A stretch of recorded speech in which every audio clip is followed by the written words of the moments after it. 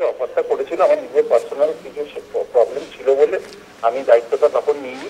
কিন্তু মোহামেডান টিমটাকে এতদিন বাদে আই লিগে মানে মূল পর্বে আই লিগে তোলার জন্য তুলেছিলাম তখন। তো এখন দেখছি টিমটা তলিয়ে যাচ্ছে, তো সুতরাং এই দায়িত্বটা এড়াতে পারলাম না আমার পর। অভিমানের কিছু না, এটা এটা একটা অফিসিয়ালদের বোধোদয় বলতে হবে। কারণ তুমি যদি আই লিগের ইতিহাস দেখো, তাহলে কত বিদেশি কত কোচ চ্যাম্পিয়ন হয়েছে সেটা তো দেখতে হবে।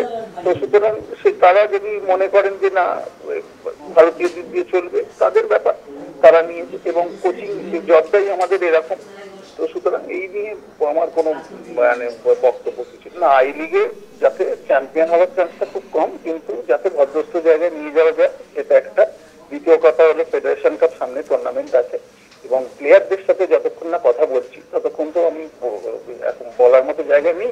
প্লেয়ারদেরকে দেখি তারা প্র্যাকটিস করুক, তখন আরো বলা যাবে বিশদভাবে। সেইটা থাকবে, সেটা ভুলে গিয়ে নতুন ভাবে শুরু করার একটাই বার্তা থাকবে যে যেটা হয়েছে সেটা তো আর ফিরে আসবে না, কিন্তু ভালো করা যাবে এই বিশ্বাস নিয়ে আমাদের এগোতে হবে।